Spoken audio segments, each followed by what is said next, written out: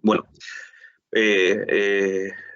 Suso y también a Guadalupe, gracias bueno, pues, por el esfuerzo de preparar esta charla para estar con todos nosotros. Yo, la verdad, particularmente estoy bastante contento con cómo se está desarrollando el ciclo. El ciclo, bueno, ya sabes, Jesús, que lo ha iniciado Emilio Rodríguez, luego Alfonso Penela, hoy estáis vosotros y el jueves próximo este jueves estará Carlos Seoane. Con eso cerramos este primer paquete y posiblemente, pues como es un ciclo de charlas vinculadas a 3 casas de cada uno de vosotros, pues a lo mejor dan un par de ellas, un par de conferencias más que para hacer dos ciclos de 3 o bueno, para jugar con los números, que es una cosa que a nosotros, pues la verdad que se nos da bien, ¿no? Porque esto normaliza una situación que yo creo que debería ser la habitual, de que los profesores de la escuela estemos contando nuestras cosas, las estemos compartiendo y de hecho yo creo que es muy necesario porque estamos recurriendo a cosas de hace muchos años, ¿no? Lo que estáis contando o lo que tú puedes llegar a contar hoy que me has avanzado de que se mueve a lo largo de los años. Estoy contento bueno, pues primero también por la asistencia, es decir, aunque no sea una barbaridad de gente, pues es una proporción de gente importante y luego además estamos viendo que también se están viendo a través de la grabación que está colgada en YouTube y que se puede acceder desde la conferencia de cada uno de vosotros que hemos colgado en la web. Es decir, que hoy pues podrá ver cuando esté colgada. Estoy contento porque yo creo que el reto que se os había pedido, no sé si hoy harás alguna travesura, Jesús, o no, pero el reto que se os había pedido, que era el de que pensase fundamentalmente en 3 casas y a través de esto construyeseis el discurso que os lo habéis tomado en serio, vuestro caso es más difícil porque realmente tenéis como repertorio más que suficiente para que si os damos cualquier otra cifra, que lo podáis realizar sin ningún tipo de problema. Y yo creo que esos juegos están francamente bien para articular un discurso y para establecer unas relaciones entre unos y otros. Sin más, agradecerte y agradecerle a Guadalupe por extensión el esfuerzo, recordarte, aunque ya lo sabes, pero simplemente haciendo público, así que no se te olvide, tenemos una publicación con las 3 viviendas que os pediremos el esfuerzo de establecer un mínimo discurso escrito de alguna forma para que ese juego, yo creo que docente y también de alguna forma de esfuerzo compartido que nos permitís, nos sumemos, yo creo que está francamente bien y habilitamos además así luego la posibilidad de que a través de ese documento que lo vamos a presentar si nos da tiempo, no sé si nos dará tiempo para el día del libro, si no presentaremos ya unos cuantos que ya tenemos realizados para hacerlos públicos, empezaremos de alguna forma a notar esa documentación que se está organizando, pues que se hace pública ya de una forma. Y más, Suso, gracias y comienzas. Bueno, pues nada, como estamos en casa, o sea, lo que es mi casa hace ya muchos años, hola a todos, hola a los colegas, que veo alguno por ahí participando en el encuentro, a los alumnos y a las alumnas. Y bueno, preparamos una charla que voy a hacer yo en solitario para hacerla más ágil, cumpliendo los requerimientos de la convocatoria, o sea, centrándonos en 3 casas y a partir de ahí tratar de contarlas. Bien, esto empezaba así, en realidad se ha transformado en una cosa absolutamente distinta, se ha transformado, le comentaba a Carlos, en un curiosísimo viaje en el tiempo, un viaje en el tiempo donde se ha mezclado inevitablemente el pasado con un presente y se ha ido mezclando de una manera para mí fascinante, porque en realidad lo hemos pasado muy, muy bien. Digamos, todo el cambio sufrido por nuestra profesión, sufrido por el mundo de la construcción, por el mundo tecnológico, el mundo normativo que la enmarca, y donde la oportunidad de que hayan sido casas privadas, ha hecho que todo esto se vea con bastante más claridad, digamos, porque es un mundo que nace menos sujeto a controles externos y que, por lo tanto, en sus primeros momentos, digamos que es muy, muy libre arquitectónicamente en cuanto a conceptualizar una idea, un concepto de lo que vas a hacer, de lo que vas a construir, frente a lo que ha acabado ocurriendo. Esto es lo que me parece más sugerente de ver. Bueno,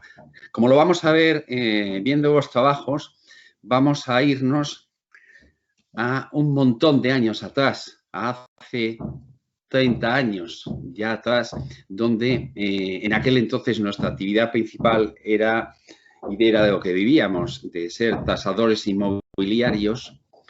Una pareja nos llevó a que le valoráramos esto, ¿no? Una casita en el bosque que se había comprado, y esto es real, aunque parezca de película, porque les habían regalado un caballo. Ellos eran enamorados del mundo de los caballos, les habían regalado un caballo y necesitaban buscar un lugar para vivir con el caballo, ¿no? Y encontraron esta casita, una cosa de 30 y tantos metros, y ahí a la derecha se ve la cuadra del caballo, que era el galpón y que habían habilitado para el caballo.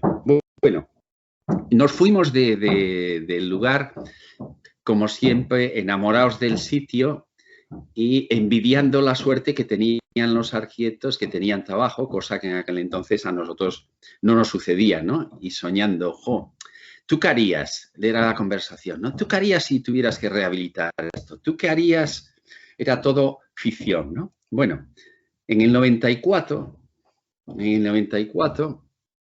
nos aparece la pareja y dice que buscan un arquitecto para hacer esto y que se acordaron de nosotros, que éramos arquitectos, y que quieren arreglarla, que ya llevan unos años viviendo ahí, que la casa necesita mejoras, necesita reformas, que su familia ha crecido, ¿no? Van a tener un niño, por lo tanto necesitan más espacio, y que en uno de estos bucles temporales que están sucediendo enlaza con el comienzo de la conversación que ha abierto Carlos esta mañana, porque nos cuentan que han recibido una pequeña ayuda a la rehabilitación que les permite cambiar las ventanas y cambiar el tejado. Eso es lo que se puede hacer. Digamos que es curioso visto desde hoy, porque en aquel entonces nos parecía un condicionante fortísimo, o sea que solo podéis cambiar el tejado y solo podéis cambiar las ventanas. Claro está que ellos lo que planteaban era una cosa muy distinta, ¿no? En realidad planteaban que tenían que crecer, planteaban conservar aquello que les había gustado, ¿no? Una gente que, como tenía la experiencia de vivir, dominaba mucho. O sea, decía, el porche ni tocarlo. El porche nos ha dado los mejores momentos de la casa. El porche vive de los caballos. El porche es el paisaje. El porche ni tocarlo. La casa de piedra, la caja de piedra, pues hombre, habría que conservarla. Lo que pasa es que le vemos una pega, nos decían, una pega que nos dejó descolocados, pero fue realmente la que hizo el proyecto, ¿no? Que es una casa extraña, ¿no? Porque los fines de semana nos vamos a dar una vuelta por el campo, salimos de casa, que estamos aquí muy agobiados, ¿no? Y yo que venía del piso y del cogollo de la densidad urbana, decía, pero ¿cómo salir? ¿A dónde? Si yo ya he salido, he venido a ver esta casa, ¿no? Estoy en el campo. ¿Qué es lo que sucede? Y a partir de ahí, con nuestros ojos de arquitectos, empezamos a investigar y darle vueltas a qué tenía ese lugar, qué tenía ese espacio, para que provocara esa reacción, ¿no? Digamos que fue como un entrar fuertemente ya con la capacidad de análisis que vas teniendo como arquitecto poco a poco para entender el mundo con esos ojos, analizar ese espacio y ver qué hace que tengan que salir cuando en realidad deberías estar fuera. Claro está que una vez analizado, aquello era una caja de piedra para refugiarte, una caja de piedra que no miraba al paisaje, sino que lo cerraba, una caja para refugiarse, para encerrarse, etcétera, etcétera. Y por lo tanto, en Galicia, durante muchos meses tenemos que vivir dentro por la lluvia, por el clima, etcétera, se sentían encerrados. Luego, partiendo de esos tres condicionantes, ¿no? Su experiencia vivida y lo que querían conservar. La financiación que teníamos y ese marco legal de lo que se podía hacer. Y nuestra intuición como arquitectos que iba por aquí era una cuestión de transformar el carácter de la casa. Fue cuando empezamos a hablar en serio de las atmósferas del hábitat, las atmósferas de la arquitectura, ¿no? Entonces la cosa era cómo diluir los límites entre interior y exterior, cómo también diluir los límites de lo constreñido y de un cierto tamaño y cómo poder crecer. Evidentemente, el mundo ha cambiado mucho. De entrada no se hacía proyecto porque era una mini rehabilitación. Íbamos a cambiar el tejado y las ventanas. En realidad íbamos a hacer muchísimo más.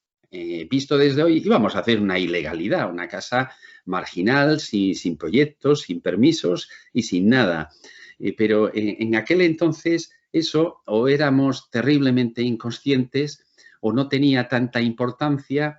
La verdad es que lo piensas y dices, ahora no lo haríamos ni locos, ¿no? Ya hemos crecido, ya sabemos nuestras responsabilidades civiles y penales, etcétera, etcétera. Todo esto sería un poco imposible. Pero vamos a aquel momento de hace más de 25 años, 26 años, donde nuestra cabeza de arquitectos empieza a transformar ese lugar y decir, bueno, con cuidadiño también que parezca que estaba ahí, ¿no? Que no se ha transformado, que es lo que estaba, que hemos cambiado las ventanas y el tejado. Entonces, claro, utilizas las técnicas básicas también que has aprendido. Y dices, ala, como Wright en las casas de la pradera, venga, 2 planos de cubierta y entonces entra la luz y el interior se abre al exterior, ¿vale? Pues mira, con eso conservamos el porche, como hace este señor, le metemos la luz del sur por arriba, vale, fenomenal. Entonces, levantamos como si se expandiera el espacio interior, ¿no? Y como éramos muy puretas en aquel momento, decíamos, bueno, ¿y cómo se construye esta idea de que un espacio se expande? Y dices, pues como se infla un globo. O sea, un globo realmente es un material formáceo por presión, que se dilata, crece y tal. Pues, y eso en arquitectura, ¿cómo podríamos hacer? Hombre, como las tiendas de campaña, como las arquitecturas inflables, como... Y fantaseas y vas realmente buscando a la caza del material, a la caza del sistema constructivo, a la caza del con qué se podría hacer, ¿no? Yo recordando esto, por ejemplo, yo creo que en aquel momento la herencia de Guadalupe, que había pasado trabajando con Paco Alonso 1 año y medio, era poderosa en el sentido de esa labor de caza de cosas, de la épica de la construcción, la épica de construir conceptos, ¿no? El cómo lo hacíamos. Entonces, bueno, en estos dibujos, miles de dibujos, yo me he quedado pasmado viendo los millones de dibujos. Parece que ahora trabajamos mucho y dices, Dios mío, pero si aquí hay cientos y cientos de perspectivas taxonométricas, de secciones, alzados, de monitos, todos dibujos constructivos.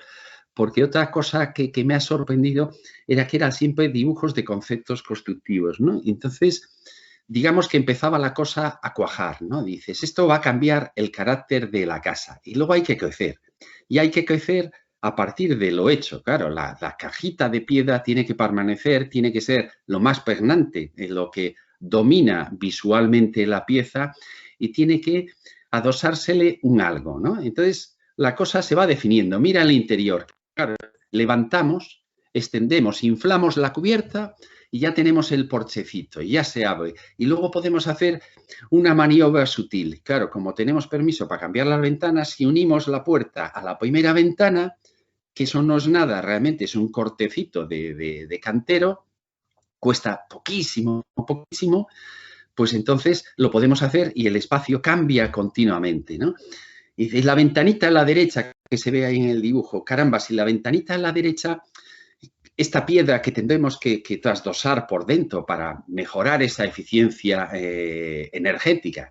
Esto es una frase de hoy, en aquel entonces ni de coña, ¿no? Era para acondicionar ambientalmente la casa. Si la trasdosamos con madera en ese punto, entrará la luz del suroeste, la bañará y por las tardes será como una lamparita interna. Bueno, iba la cosa cuajando, ¿no? Luego había que estudiar las condiciones del sitio. Y dices, claro, lo que está hecho polvo es esta trasera norte, que es un muro de ladrillo que se hizo, ¿no? Ahí se debió caer en su día el cacho de fachada, porque realmente, analizada la fábrica, tenía un frente sur de perpiaño, frente de un perpiaño mucho más pobre, casi una mezcla de cachote, a oeste era un cachote puro, y aquí ladrillo lleno ya de todo tipo de patologías, etcétera, ¿no? Y dices, bueno, pues este es el punto, y además es muy discreto, ¿no? Cualquiera entendería que no hemos hecho más que arreglar, que no hemos hecho más que cambiar las ventanas y la cubierta, si lo hacemos por aquí. Bueno, ¿y cuánto sitio tenemos por aquí? Pues tiene su lógica porque analizado el plano de implantación, el plano que te cuenta lo que es la propia parcela, dices, bueno, están los caballos, está el porche que mira a los caballos, está el sur maravilloso que inunda de vida la zona externa de la finca, y está un elemento que, apoyándose en la U de piedra que conservamos, permitiría extenderse, ampliarse en planta un poquito, un modulito, y ¡zas! Ya conseguimos ese mínimo para habitar donde cabe el programa, ¿no? Y entonces, claro, empiezas a tener la cosa clara y en aquellos tiempos realmente había documentación y había cosas, pero no había mucho, ¿no? Entonces esta querencia de construir el concepto, hablar de la ligereza, hablar del espacio que se infla, etcétera, y dice, bueno, y esto tela, y de repente dices, bueno, pues con la tela asfáltica vista. Y dices, ya está. Esta era la magia de aquel momento, la magia del antes códigos, la magia del antes hábitat, la magia del antes cartas del paisaje, todo esto que ha venido de una manera para mí aberrante a tratar de parametrizar y codificar la arquitectura, mientras que en este momento era solo, como dijo Moneo en su momento, tu purito arquitectónico, tu ética profesional, la que te llevaba a responsabilizarte y estudiar al máximo todo aquello que usabas, ponías en cuestión, etcétera. Claro, construir con madera. Toda esta casa está hecha en madera, en un momento donde todavía no había normativa de madera, no había cálculo de madera, estaba todo, digamos, como en el aire, ¿no? Y ocurrió otra cosa muy bonita, que es que en aquel entonces, y antes de empezar esto, un compañero emprendedor de verdad, como los grandes emprendedores, decide que se puede construir buena arquitectura y ganar dinero, que él se va a hacer contratista para hacer buena arquitectura. Y como nos oyó hablar tomando un vino de la casa, dijo, pues ala, con vosotros arranca mi empresa. Fundaron la empresa y allá fuimos todos encantados a construir con este contratista de buena arquitectura que íbamos a demostrar al mundo que se podía ganar dinero, hacerlo bien, hacerlo barato, etcétera. Y claro, él había hecho ya generación de la Escuela de La Coruña, había hecho un Erasmus, cosa maravillosa estos Erasmus, ¿no? En Bélgica. Y conocía un libro francés de madera, libro de estos antiguos, como un vademecum, que tiene sus secciones de cálculo, cargas, etcétera, etcétera. Fue nuestra Biblia de la madera, ¿no? Y curiosamente, a partir del tal libro, entrábamos en las tablas que ponía, en el tipo de madera, también en otra especie de bucle donde todo se mezcla, este colega emprendedor, Tucho, que hay que hacerle aquí un homenaje, era hijo de un empresario maderero de Vigo, donde nos íbamos a aprender de maderas, a ver tableros, qué maderas se usaban para esto, qué maderas se usaba para aquello, etcétera, etcétera. Digamos que éramos alumnos del máster en maderas en una empresa, almacén de maderas, estudiando qué se podía hacer. Y como la subvención era muy pequeñita, realmente para cambiar ventanas y cambiar tejado, con ese dinero teníamos que hacerlo todo. La casa la íbamos a hacer crecer un 40%, le íbamos a meter otras carpinterías, cristales ya de verdad y caros. Íbamos a hacer aquello para lo que realmente no teníamos dinero. Entonces, lo íbamos contando todo, ¿no? ¿Cuántos metros cúbicos llevamos de madera? ¿Cuánto cuesta la madera? ¿Cómo podemos afinar? Reducimos secciones, ponemos esto, si vamos a viguetas, si vamos solo a viga y tablero apoyado en 3 puntos, lo cual hacía que cada dibujo en la casa fuera siempre modulado y llevado al extremo. Otro punto en esta casa fue aprender en serio de carpinterías de aluminio, irse a los talleres del aluminio, con ellos cómo se montaban, qué habían, qué era una serie, es de dónde viene mi famosa anécdota de, oiga, y el perfil para ventanas pequeñas, que ellos se descojonaban de mí, pero en realidad con el tiempo yo sé que yo tenía razón, ¿no? O sea, que el perfil debería estar vinculado también a la dimensión por cuanto la inercia es necesaria.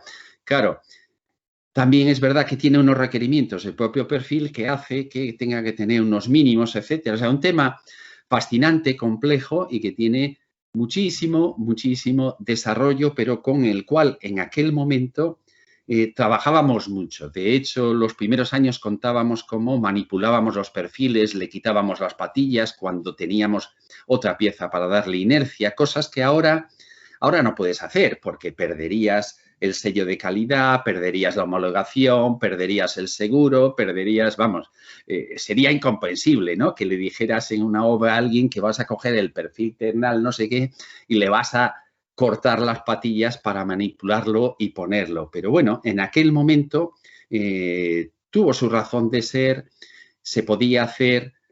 No existía el concepto de homologación, el DIT era algo que aún le quedaban años para llegar, no digamos el marco europeo, todo este mundo cotidiano que vivimos ahora, ¿no? Que quedaba al manipularlo todo. Por ejemplo, en esta foto, a mí me gusta mucho verla porque parece como elemental y nos costó un montón, por ejemplo, el trabajo con el porche de decir, ¿y si hacemos el porche asimétrico y lo cortamos a ras de la ventana y es de dentro, parece realmente que es el porche completo que siempre tuvieron, da la misma sensación de ambiente, pero permite una entrada de luz desde el suroeste directa a partir de muy pronto en el día que hace mucho más vividero, extrovertido el ambiente exterior, ¿no? Y ese tipo de cosas de qué pasaba y a dónde te llevaba estaba presente todo el rato.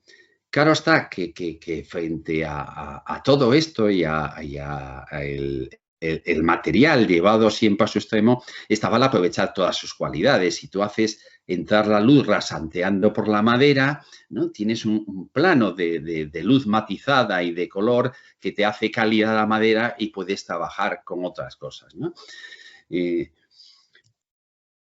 El ir respetando los condicionantes que ellos nos habían puesto, ¿no? El porche que es el de los mejores momentos, el porche que me vincula con el caballo, pero que a la vez lo transformes totalmente y lo hagas de aire y lo hagas ligero, ¿no?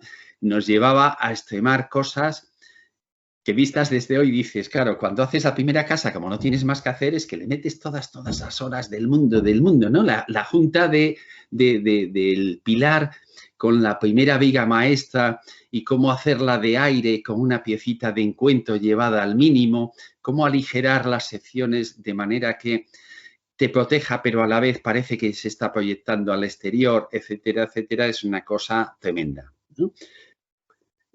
Cuando he fotografiado, esto es moderno, claro, yendo a buscar archivos con el móvil, por eso son imágenes tan malas, pero está bien porque parecen de aquel momento, ¿no?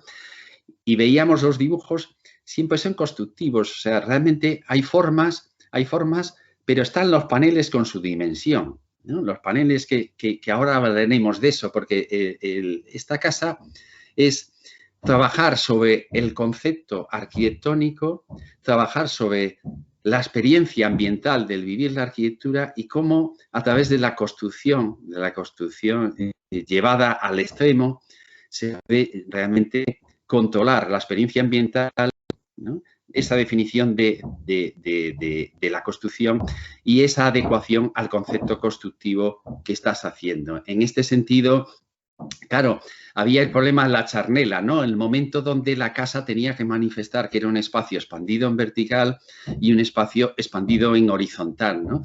¿Qué elemento podía contar eso y podía hacer de nexo de unión entre ellos, ¿no? Y entonces esta cubierta plana, pero que sabíamos que no podía ser plana, de chapa galvanizada, llevada al extremo mínimo, que notaría nadie hoy día. Dices, es que no cumple usted la pendiente mínima de la normativa, tal. Bueno, no la cumple, nunca la cumplió. Pero ¿qué hacíamos nosotros? Aumentábamos las tolerancias y los elementos de sacrificio para hacer que el viento de succión no metiera agua de ninguna manera, ¿no? Y aprovechando también que los encuentros críticos verticales estaban confiados siempre a la lámina bituminosa. La lámina bituminosa te permite una precisión total en los encuentros, un fundido que hace que con muy poco margen puedas resolver piezas que en otro momento serían tremendamente críticos. También es sorprendente ver estas secciones y decir, anda, un mundo solo de madera, aislamiento y de capas, ¿no? Una madera dentro, unos rasteles gordos, una capa de aislamiento, hoy día evidentemente hiper insuficiente, ¿no? En aquel entonces, en esta fuimos lejos, le pusimos 8 centímetros, parecía la de Dios para aquel momento, ¿no? Y luego la lámina bituminosa. Realmente, si rememoro esto, la cantidad de cálculos de puntos de rocío que hicimos en esta casa fue infernal. Claro, no había programas de cálculo.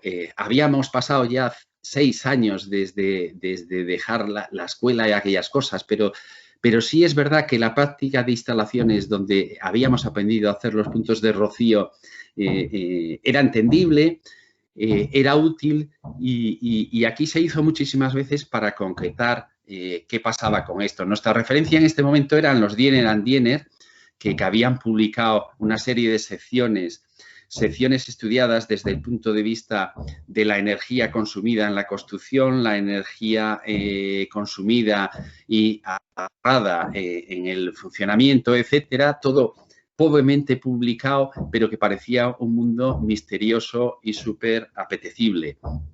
Luego había otro tema fundamental dentro de todo esto también, que tenía mucho que ver con aquel mundo raiciano tan sugerente de las casas de la pradera en cuanto al control espacial, el control de la experiencia, que era el mundo de los recintos compartidos, ese ser y no ser de los espacios cuando son transformables a través de elementos plegables, ¿no? Una cosa tan antigua como toda la arquitectura oriental, y que permitía llevar al mínimo, definir un espacio de dormir, que era una cama y un pequeño mini almacenillo privado, y que todo aquello con correderas, en un determinado momento de extroversión de todos los habitantes de la casa, funcionaba como un espacio único, un continuum espacial, y en otros momentos se iba encerrando y cada uno iba desapareciendo en su mundo privado, pero que guardaba un cierto equilibrio con lo anterior, ¿no?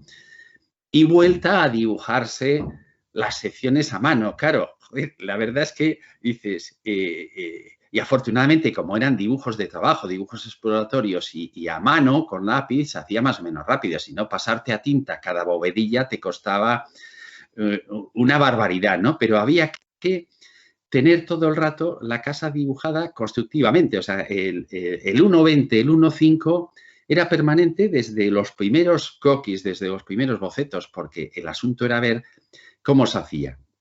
Bueno, que alguien me corrija, pero yo creo que es la primera fachada ventilada que se hizo en Galicia. Estamos hablando del año 94, ¿no?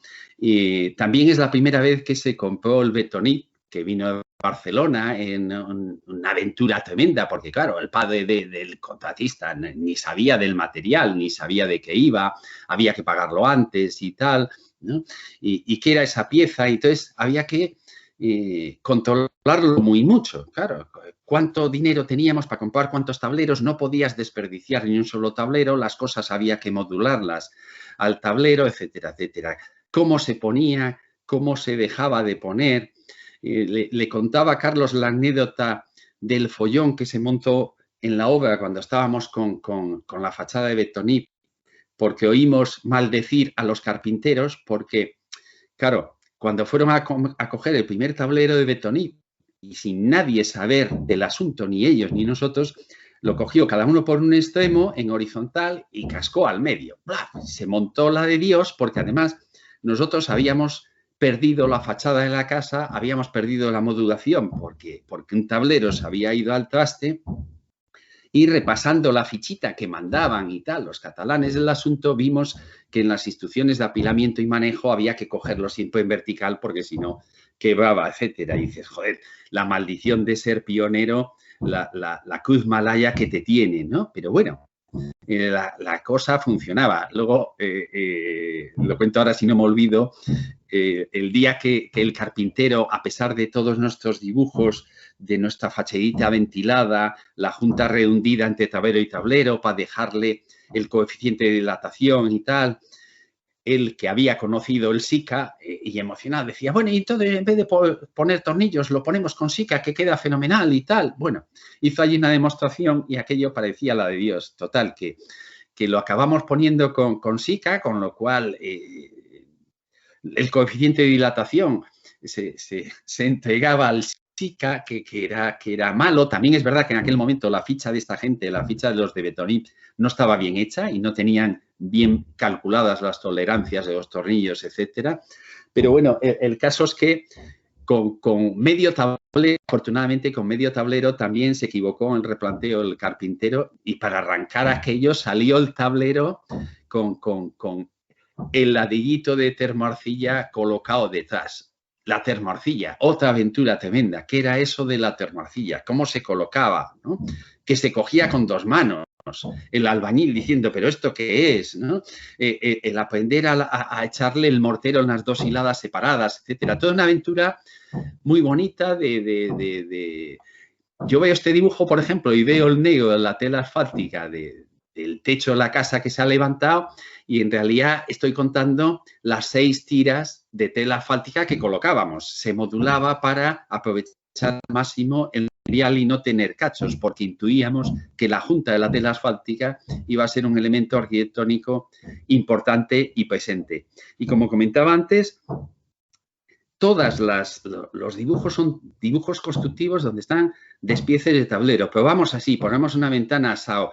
Siempre es los tableros puestos, los tableros no puestos, la mesita de sota se derrama del tablero que frena, que forra la luz del oeste, etcétera. Y siempre esta idea del espacio compartido, el espacio comunitario, que hace que todos los espacios, cuando quieras, funcionen como uno solo y sean el mismo. Digamos, esta puerta que se intuye ahí detrás del mundo de la primera habitación, cuando se pliega y se esconde, todo se abre y estamos viendo una zona más estancial, la cocina, el patio de atrás, las habitaciones, etcétera. Solo el baño, que es eso que se ve detrás de la chimenea, es la pieza estable de la casa, ¿no? El bañito. La singularidad que también nos parecía fundamental que tuviera el añadido de la casa, ¿no? Que se viera clarísimamente que era un añadido, no camuflado, una especie de honestidad militante en lo que fueran las cosas frente a la arquitectura del agua de la casa original, ¿no? Que ahora expandíamos y transformábamos en un solo agua, la pequeña pieza, el modulito expandido, pero ya una arquitectura muy distinta, una arquitectura que miraba controladamente en cada momento y sobre todo una arquitectura que pretendía evidenciar la idea de añadido, de macla, de justaposición de elementos y que en la definición de este hueco de encuentro persiguiera muchas cosas. Para mí, y por eso la usábamos de foto de la obra, es un hueco que resume el concepto espacial global de lo que es esta pieza, ¿no? El recinto pétreo que permanece, la transformación a través de la apertura de un añadido que tiene otro carácter extrovertido y transversal, ¿no? La diferencia en la construcción de cada elemento haciendo su función, pero digamos de aquel elemento de manpuesto a la industrialización del tablero modulado, prefabricado, etcétera, etcétera, que permite trabajar cada vez juntas, siempre un hueco que era la pista definitiva de la casa, transversal, con lo cual cosía la parcela de sur a norte, expandía el espacio vividero y permitía cualificar con pequeñas cosas los elementos.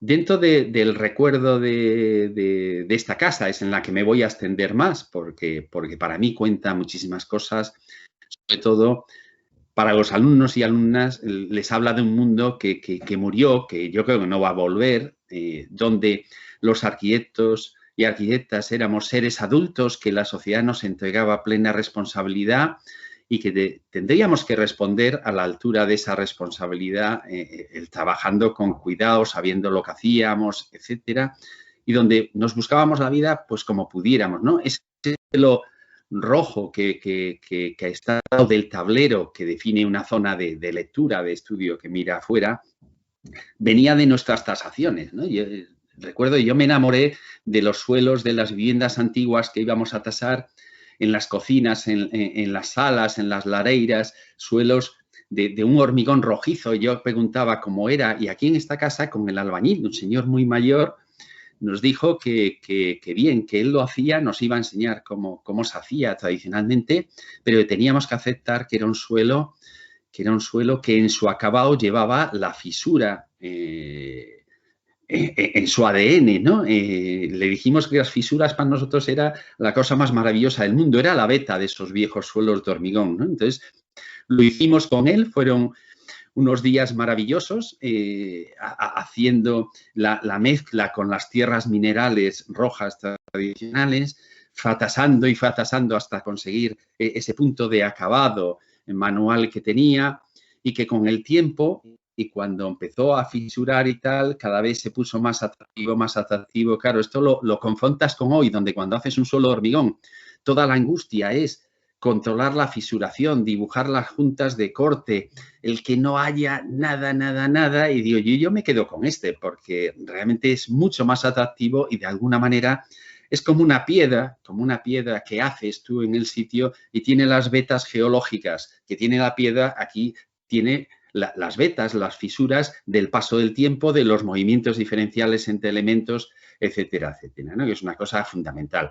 Lo fotografié con el móvil, los alzados definitivos donde están los tableros numerados con los cortes para que no haya desperdicio, que se aprovechan para los dinteles colocados, etcétera, que te permite hacer el encargo a Barcelona de decir 13 tableros de Betonit que vengan tal, ¿no?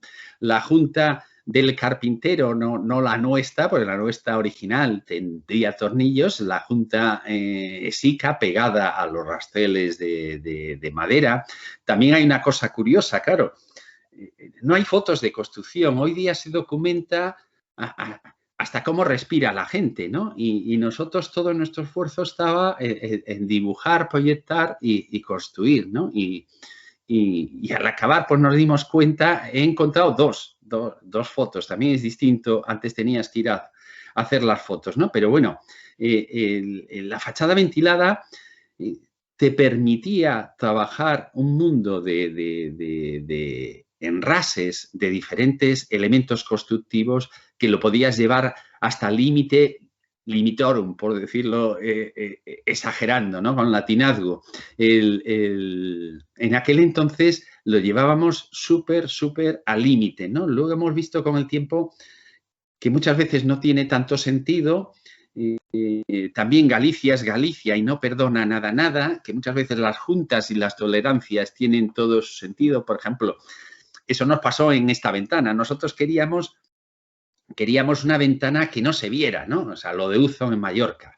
el hueco mira y entonces no está enmarcado. Solo desde fuera descubres cómo están montadas las ventanas. Pues hacíamos lo mismo y había que mini ocultarla en parte con la fachada ventilada desde dentro, pero tenía que tener una parte abierta y cuando estábamos orgullosos en el rebaje de la fábrica para alojarlo todo, surgió el tema de la maneta para abrirla. Claro, la maneta ahí no funcionaba, no era operativa y entonces, ¡pum!, pues en ese momento tuvo que manifestarse como ventana practicable desde dentro y bueno, son luchas que ibas teniendo, que intentabas llevar al extremo, cómo hacías cada cosa, cada elemento, pero la verdad es que con unas horas de dedicación y un control que desde hoy se diría, alguien sueña o piensa que esto es lo que va a dar el BIM y dice, bueno,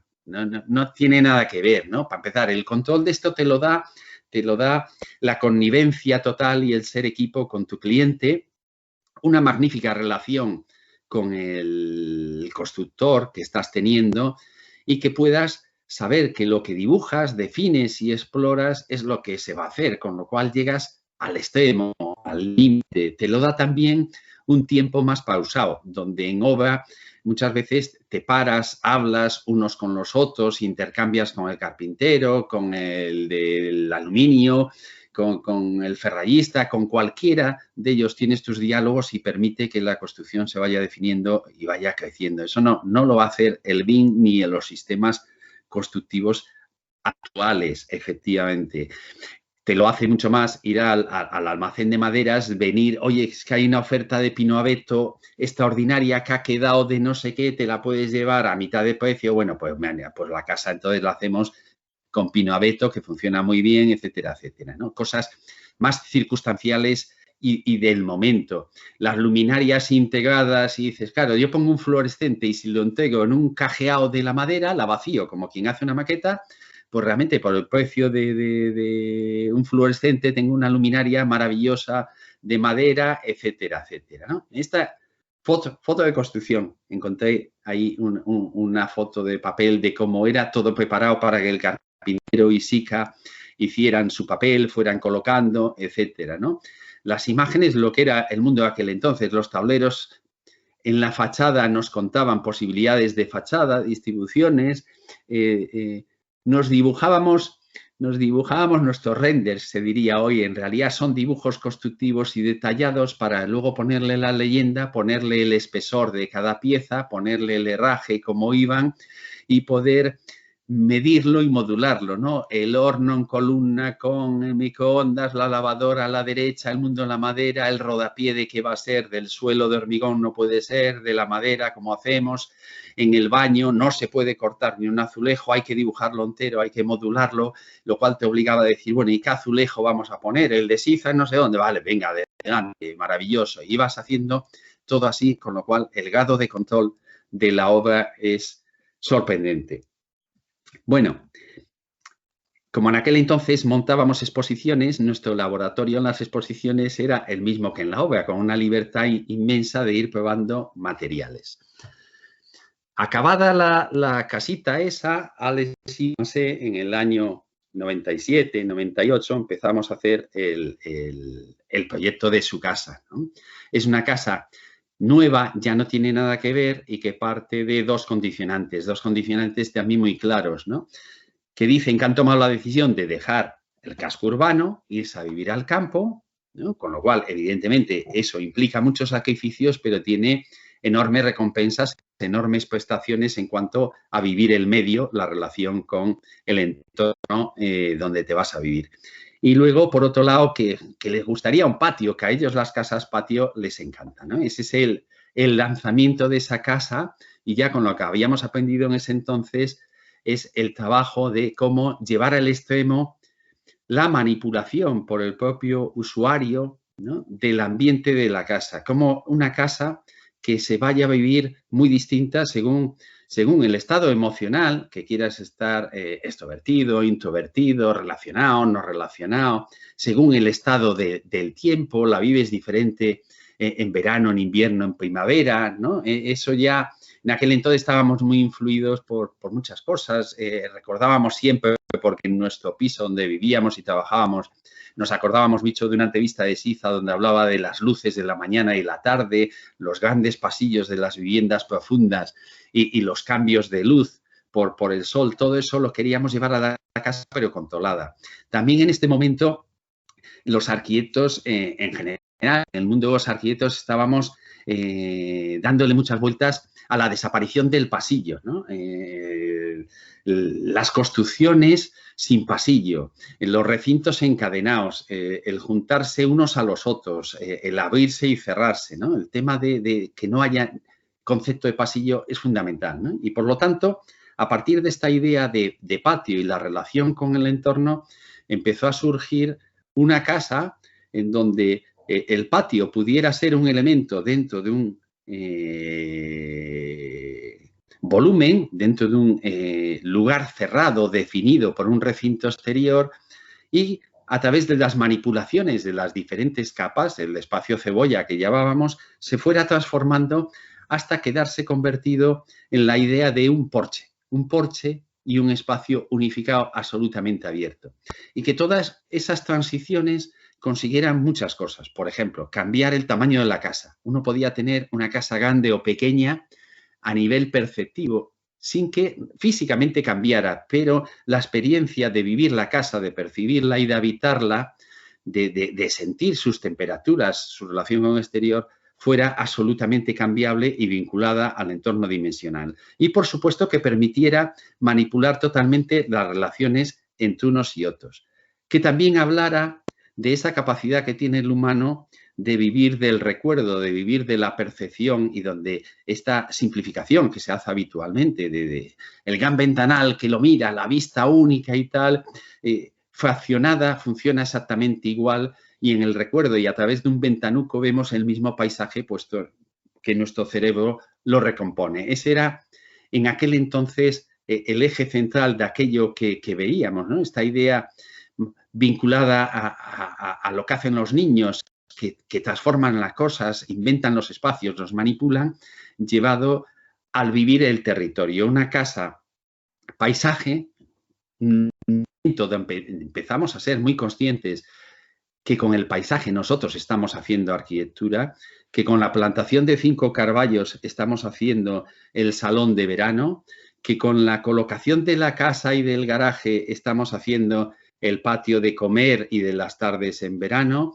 que con la colocación de la casa respecto al paisaje estamos generando la relación con los vecinos, con el lugar, etcétera, con muchas cosas. Y volviendo al mundo de la construcción, con cómo realmente acabas haciendo esa pieza de mínimos, esa pieza que quiere ser parte de ese lugar, esa pieza que en muchos momentos quieres recoger de la construcción tradicional a aquellos mecanismos simples, económicos, muy racionales para hacer aquello que pretendes, ¿no? Y también, evidentemente, se empiezan a mezclar cosas. Yo ahora visto en el tiempo, porque estoy hablando de hace casi 25 años, o sin casi, ¿no?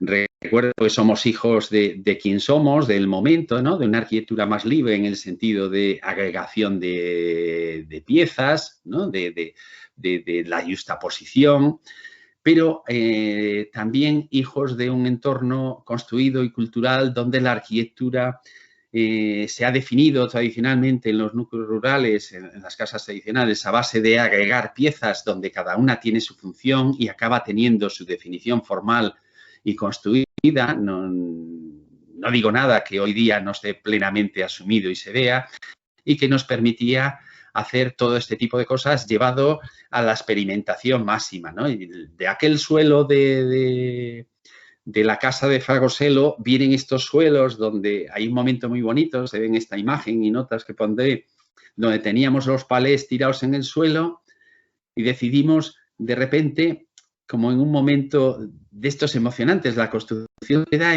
momentos casi de captura emocionante, ¿no? Decir, oye, ¿y si los nivelamos todos encoframos por los lados con una tabla y fundimos aquí un suelo de hormigón y ya nos queda el patio hormigonado. Y eso se hizo. Entonces, digamos que el dibujo de las maderas, los palés que ahí quedan, son los que estaban en ese momento, ¿no? Por supuesto, un pelín pasados por el ojo del arquitecto que los reordena, los pone, etcétera, ¿no? Pero dices, mira tú, qué manera de construir un pavimento, qué manera de integrar el proceso constructivo, la memoria del proceso constructivo, la escala de los elementos que lo construyen.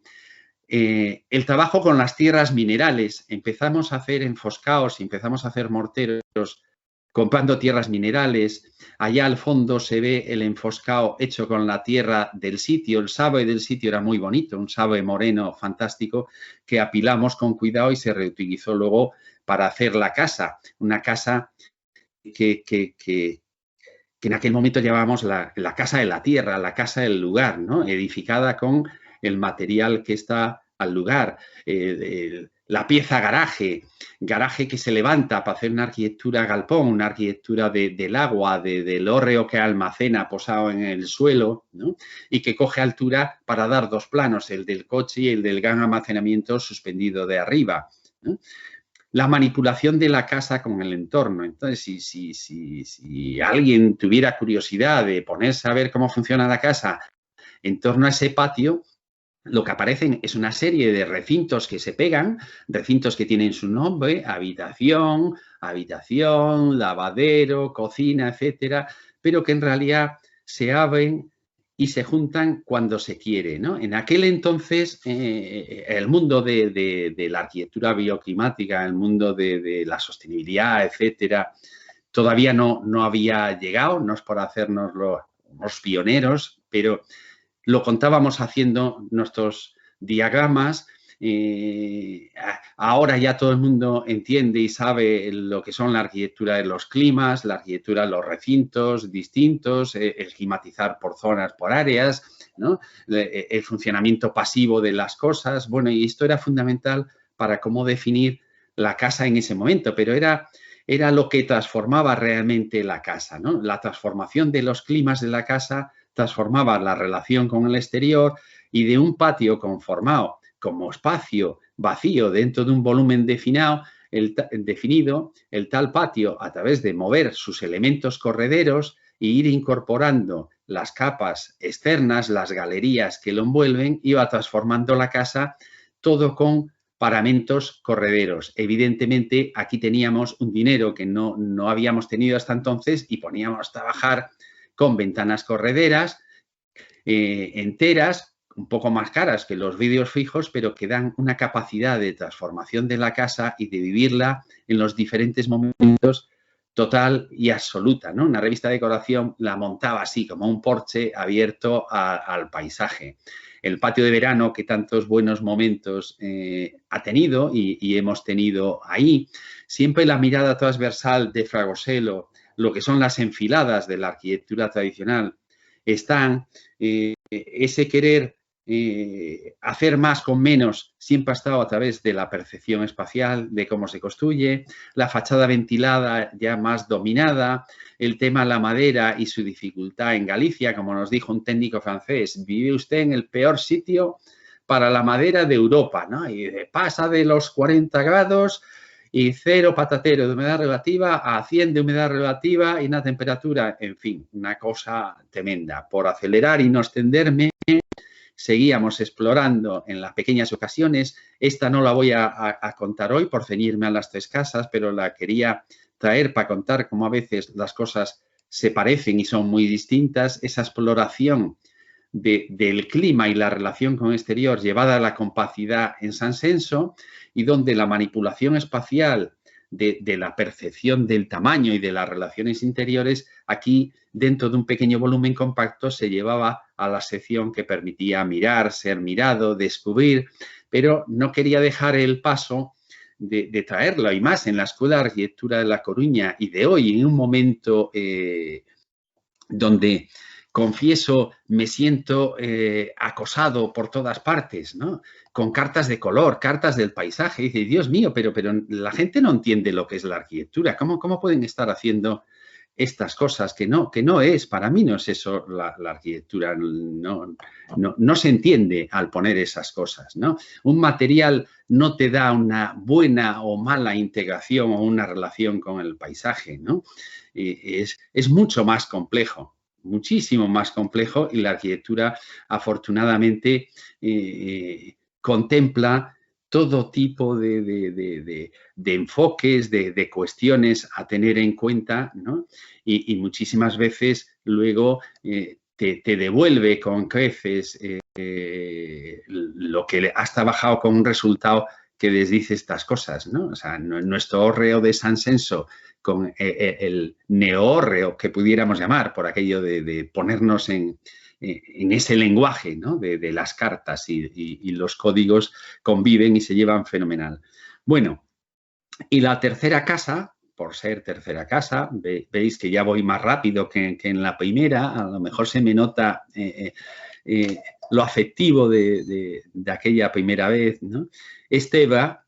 En Teba volvemos a Fagoselo, volvemos en el 2007, estoy hablando que Teba es, ¿no? 2006, yo creo que empezamos con Teba, no sé si la primera visita ya fue en el 2005, hablamos de hace 15 años de esta casa, y llegamos ahí a Teba, donde vivían en una casa prefabricada los fines de semana del verano, la pareja propietaria, Manolo y Ana, y había esta ruina que habían decidido por fin rehabilitar. Bueno, claro, ruina súper atractiva, compleja, de 3 piezas unidas, lo que hablaba antes de esta arquitectura tradicional de elementos que se acoplan, donde cada uno hace su función, ¿no?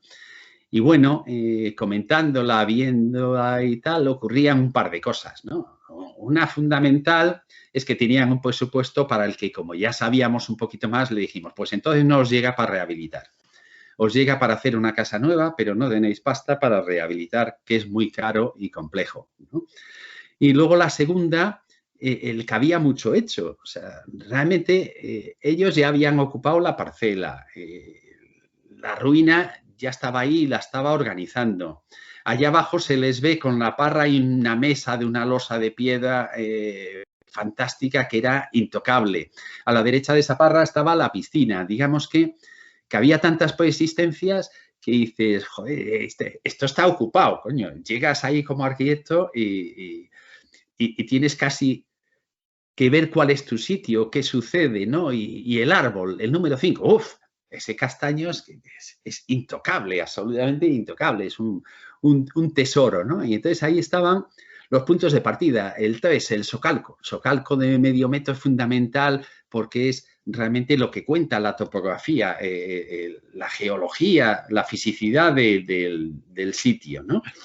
Y bueno, es el comienzo de lo que va. Y como ya es una casa que te llega con una cierta experiencia, ya has hecho cosas y tal, decidimos que también podíamos responder a lo que el cliente quería, como siempre intentamos hacer, buscando un equilibrio, buscando, como dirían los abogados, nuestro mejor saber, nuestro leal saber y entender, para dar solución a esas cosas y decir, bueno, pues vamos realmente a rehabilitar y vamos a proponerles la convivencia entre dos mundos, entre el mundo de la ruina, que quieren ellos rehabilitar y habitar, y el mundo que en realidad les gusta y que nos están contando que quieren, y que es ese habitar allí en Tomiño, ese paraje maravilloso, ese clima extraordinario, ese valle súper apetecible en cualquier momento del año, y que realmente la ruina nunca quiso habitar. La ruina siempre quiso refugiarse, defenderse de él y, en todo caso, tener una puertecita de acceso y un mirador de control. Mientras que vosotros lo que queréis hacer, así les decíamos, es habitar el sitio, vivir el paisaje, vivir el medio, vivir las estaciones, moveros, deambular por él y transicionar por él. Por lo cual, de aquellas coexistencias pasamos a unas zonificaciones que ya tenían una idea arquitectónica y donde las cosas pasaban a hacer su función, ¿no? La zona técnica utilizaba un almacenillo pétreo que casi clavado en el terreno, pero decíamos, bueno, pues vuelve a la vida como zona técnica, el almacenillo, la caldera, etcétera. La zona del hornito de pan, de espacio abierto, bueno, pues va a ser lo mismo, pero en contemporáneo, en el tipo de vida que tenéis. Es el patio de verano, la zona de hacer un churrasquito, la zona de estar, una zona un poco protegida y abierta, queda como ruina habitada, en realidad como si fuera un patio rehecho habitado. La zona definida por ese mundo pétreo va a ser la zona introvertida, o sea, va a ser vuestra zona privada donde os recluís para estar vosotros, un añadido para vuestras hijas donde también puedan estar recluidas en su mundo autónomo cuando quieran, y luego la arquitectura os va a dar un vivir en el medio a través de una envolvente que va a cualificar climáticamente el espacio, va a cualificar ambientalmente, va a cualificar sensorialmente ese lugar y que os va a permitir tener un sitio, un lugar intermedio de relación con el entorno, pero absolutamente controlado. Y donde aquella idea de capas de la cebolla la vamos a llevar más al extremo en una vuelta de tuerca hablando ya de lo que son los momentos estacionales, los momentos efímeros y cómo eso puede acabar presente en la arquitectura a través de espacios que aparecen y desaparecen, lo mismo que los momentos en el vivir en estos lugares se transforman, aparecen y desaparecen. La primavera se va y no vuelve hasta el año siguiente. Bueno, pues esta idea que queríamos llevar a la arquitectura, cómo algo puede estar y no estar. Ya dibujábamos los mapas del clima. Esto nos servía para discutir muchísimo con los ingenieros. Con los ingenieros yo disfruto una barbaridad hablando de climatización, de calefacción, de eficiencia energética, de racionalidad en lo que se pone, lo que es necesario y lo que no. Me siento no acosado, sino desesperadamente encorsetado por el RITE, la normativa que me obliga a climatizar, no climatizar. Intentamos jugar con las palabras en el sentido, bueno, y si no le pongo nombre, entonces no me obligas a climatizarlo. No, pero si lo climatizas un poquito, entonces sí, pero tal. Bueno, todo esto es un mundo interesantísimo que ahora con la entrada en vigor de hace unos meses ya permite, si tienes medios, tiempo y ganas de defenderte mejor, de hacer un estudio térmico de tu casa y demostrar que tu arquitectura funciona y la cualifica, pero claro, realmente es que hay que tener tiempo, dinero, medios, saberlo, etcétera, una cosa tremenda. Mientras que nosotros somos hijos de un momento mucho más empírico, donde probábamos y veíamos. Por ejemplo, el Fernando en San Censo, como a la tercera o cuarta noche de sábado que fueron a pasar allí, que al principio iban los sábados, un sábado de invierno, nos mandó un fax por la mañana y ponía temperaturas, exterior 2 grados, interior 17, 9:30 de la noche, y se quedó despierto toda la noche midiendo con el termómetro los cambios, ¿no?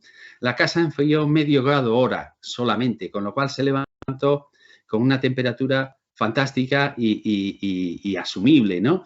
Y entonces dices, bueno, parece que la cosa funciona y nunca han tenido calefacción. Como ahora la casa la alquilan y se ha puesto de moda entre los arquitectos europeos venir a pasar unos días y vienen en invierno, incluso en días muy fríos, le pusieron un radiador. Y dices, pero es una arquitectura cuyo sistema bioclimático, sistema arquitectónico pasivo funciona de maravilla y en el clima de San Censo, que es privilegiado, pues funciona de sobra y no necesita más, ¿no? Te pones un jersey de vez en cuando y listo. Bueno, en Teba, entonces, esta envolvente consiste en esto. Es una envolvente que tenemos que definir en dos arquitecturas distintas, ¿no? Una, la misión que tiene la envolvente es restituir la arquitectura de la ruina que no estaba. Y entonces, claro, lo más racional y arquitectónico puro que encontramos era consolidar desde dentro ese muro de cachote pobre que tenían, ponerle una capita de 9 centímetros de hormigón, subir para arriba haciéndola doble ya al subir de la piedra y conformar un cascarón de hormigón que emula aquella arquitectura del agua que originalmente tenía. No sabemos la que tenía, pero nosotros le damos una dimensión como arquitectos y una apariencia que emula y nos habla del carácter de aquella arquitectura.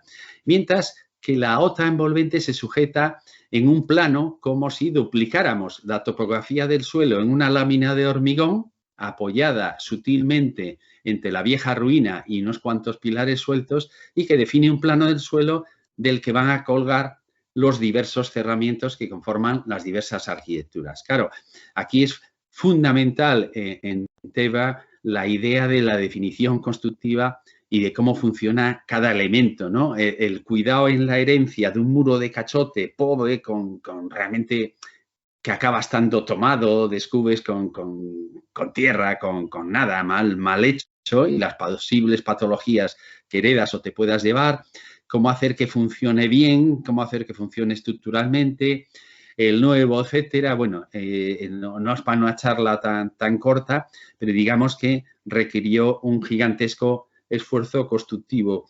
Esfuerzo que tuvo unos momentos enormemente activos y que, como siempre ocurre en la construcción, a veces te apetece parar y decir, ya está, es que no hago nada más. Es que este momento de la construcción es tan sugerente y tan atractivo que nos vamos a quedar ahí, solo ahí, ¿no? Pero bueno, son momentos que vas encontrando, son momentos donde el concepto arquitectónico que vas teniendo te va clarificando lo que es. Y la casa ya está, la arquitectura ya está y necesita esas capas, esas envolventes climáticas que hacen que pase a funcionar como un entorno habitado, pero ya las temperaturas ahí ya están cambiadas, están hechas, etcétera, etcétera, ¿no? Luego, cómo esa construcción del espacio tiene que ser lógica y sensata con lo que estás haciendo cuando estás con una disciplina de una geometría y una construcción heredada y que viene prefijada, cuando estás más libre y tu arquitectura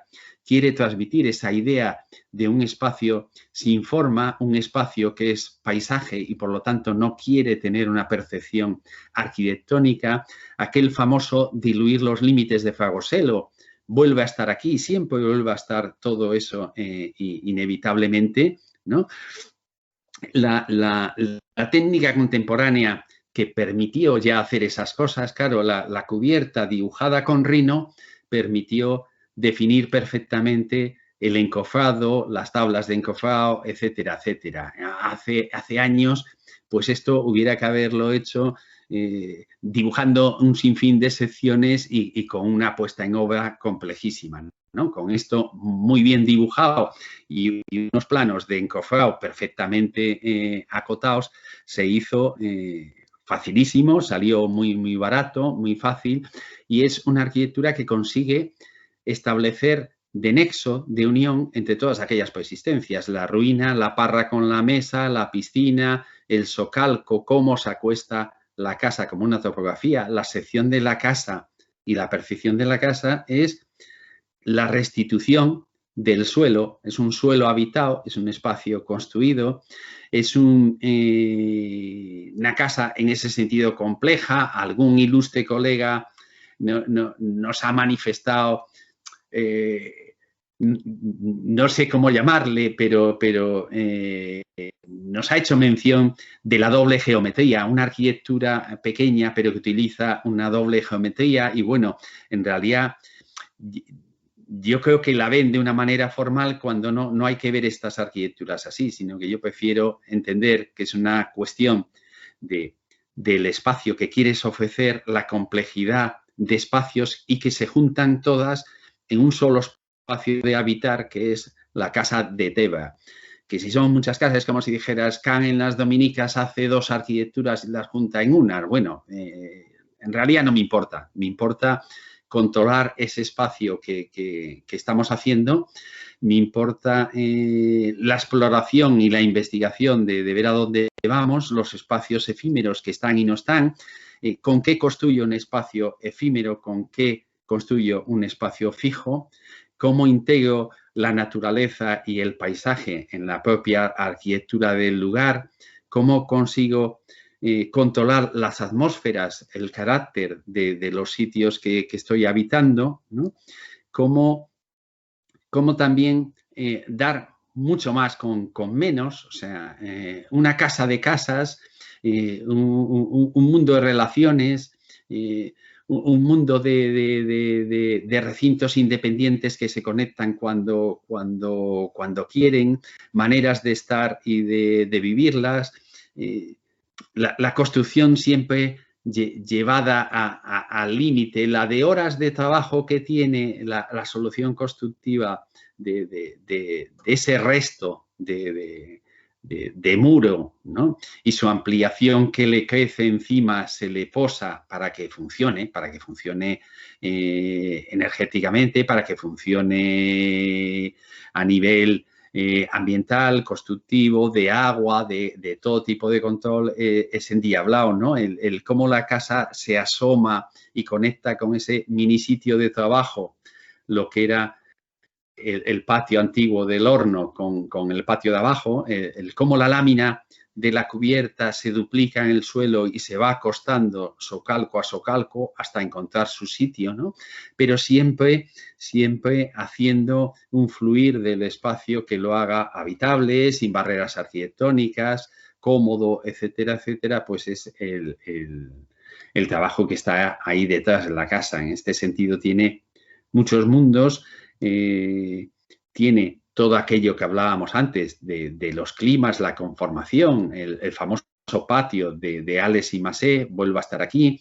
Tiene esto que te permiten las viviendas de decir, bueno, ¿qué es esto de habitación, baño en determinados momentos? Es un espacio único que mira y yo me lo hago para mí, lo hago como quiero, no tengo por qué tener paredes, le llamo como me apetece, etcétera, etcétera, ¿no? En este sentido, ese era el intento de Teva. Y ya por acabar, como ya he terminado mis 3 casas y ese punto de un poco reivindicativo de hoy ante el mundo checklist y el mundo normativo que llegaba, nosotros en el 2009, en nuestra última oportunidad de hacer una casa, íbamos hacia aquí, proyecto que hicimos, proyecto que estuvimos a punto de comentar y donde chocamos con un máster que no habíamos hecho, que era que en Portugal tú no estás habilitado para firmarlo y hacerlo todo, solo haces el básico y el choque frontal con las ingenierías que entraban después hizo que se transformara en otra cosa, pero digamos, era una casa donde el propio propietario lo llevó al extremo y recuerdo emocionados reuniones donde decía, ¿y tú por qué me vas a decir dónde voy a dormir yo y cómo? ¿Y dónde voy a cocinar? ¿No? Tú hazme la casa, ¿no? Y dame un lugar para vivir, un lugar sensible a ese lugar, al sitio, al paisaje, al clima que tengo. Ya veré yo luego cómo la habito y cómo hago. Y eso es lo que era esta casa, que tiene su proyecto de ejecución, tiene su todo y acabó siendo una cosa absolutamente distinta, pero donde básicamente nosotros hablábamos de 4 estaciones, 4 miradas, 4 paisajes y un mundo total de libertad para el usuario de hacer dentro y transformarlo como quisiera, ¿no? Este es el final de la charla, totalmente distinto a lo que hoy dedicas miles de horas y miles de horas a demostrar que cumples cosas en la mayor parte de las veces absolutamente absurdas, ¿no? Cumple usted la carta del color, cumple usted el hábitat, en fin, mejor no hablar. Bueno, gracias a los que habéis venido y para mí ha sido bonito hacer un pequeño viaje en el tiempo. Muchas gracias, Suso. Bueno, pues yo creo que es el turno de todos aquellos que queráis comentar algo con Suso, pues solo tenéis que levantar la mano o hablar ya directamente.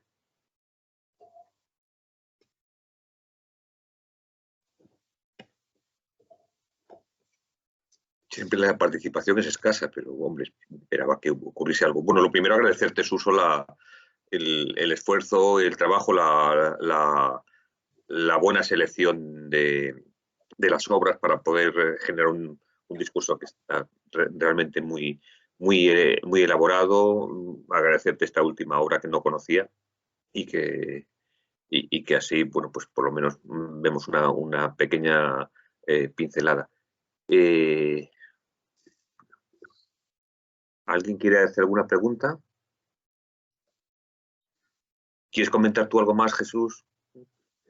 Bueno, yo la quise hacer un poco militante ya desde el principio y me fui haciendo más radical ante esta situación que vivimos, ¿no? Yo ahora estoy preocupado por el futuro y también obligado ante nuestros mayores y ante la herencia que hemos recibido,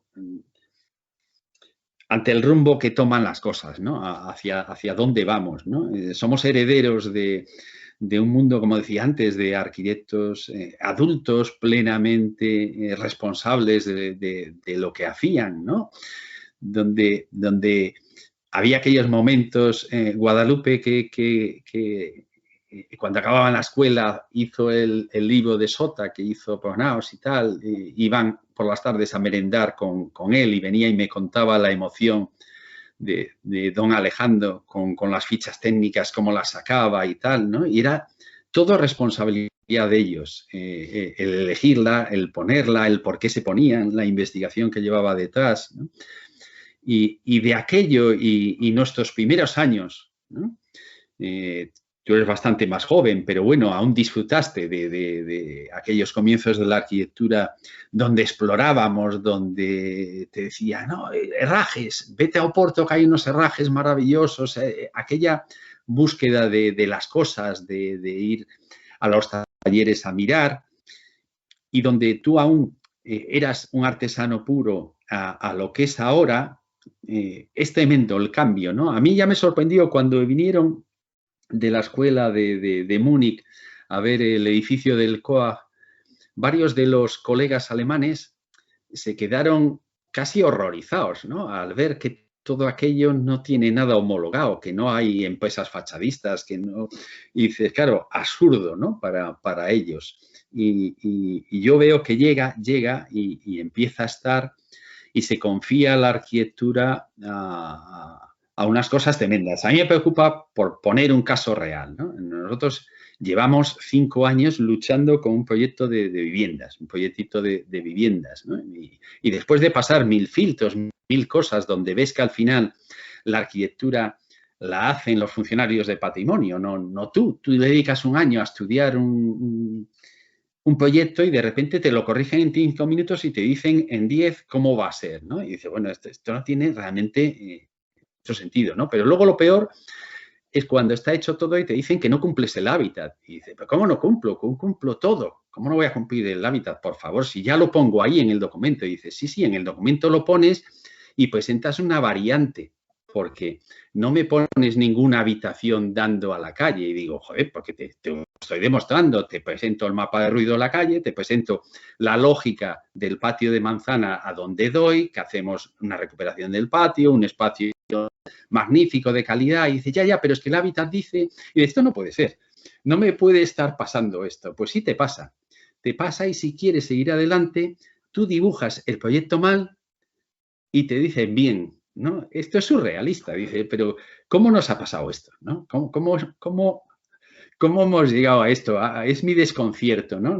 Yo confieso que hemos vivido siempre muy encerrados en el estudio y en la obra y sin participar nada de cosas colegiales, cosas administrativas, y en aquel momento, pues tampoco lo sentías muy presente, ¿no? Y de repente te cae todo eso encima y dices, joder, nos han cortado las manos. O sea, como arquitectos, realmente nos han cortado las manos, parte del cerebro, y ahí tendremos que aprender a operar de otra manera. No sé, es como tremendo, ¿no? Y esto se ve de una manera muy, muy natural, cuando muchas partes son buenísimas, ¿no?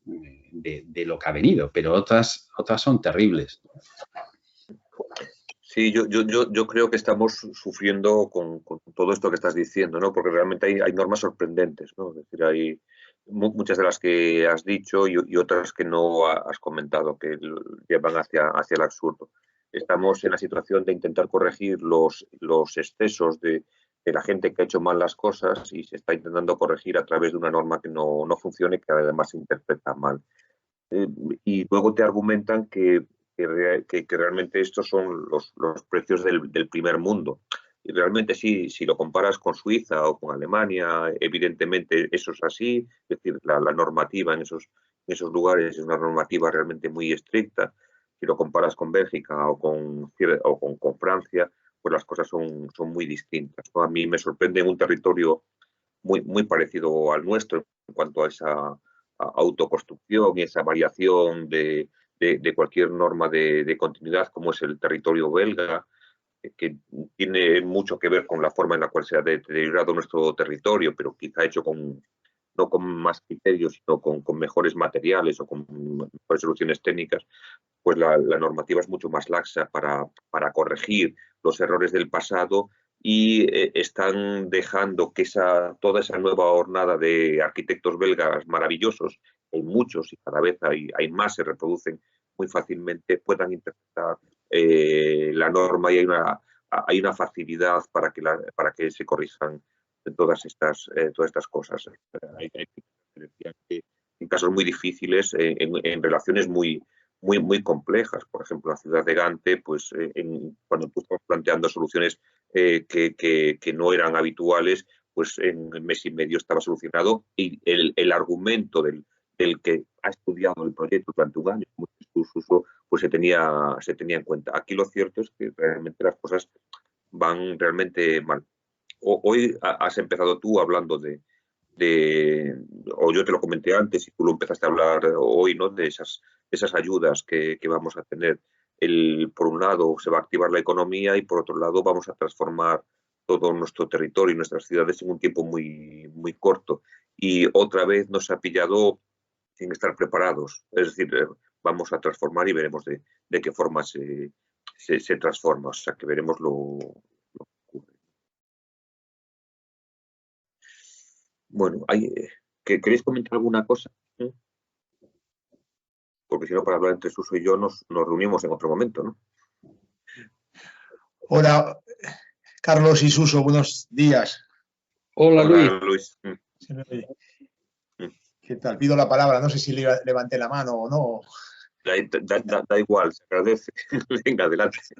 Ya estoy dentro. Bueno, quería felicitar y agradecer a Suso esta charla, ¿no? tan emocionante y tan apasionada, ¿no?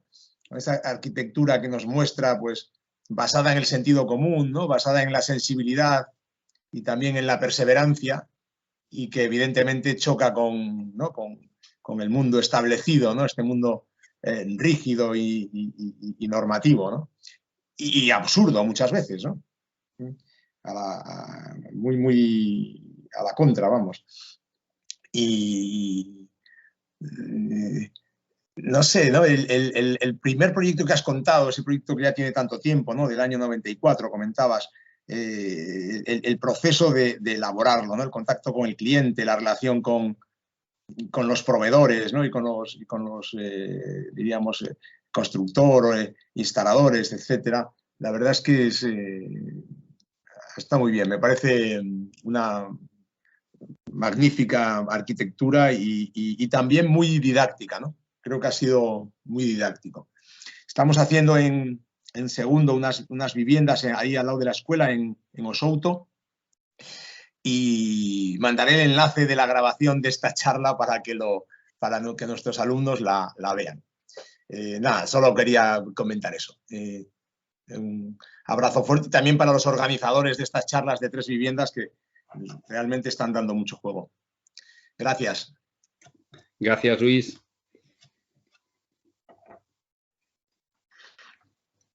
¿Alguien más?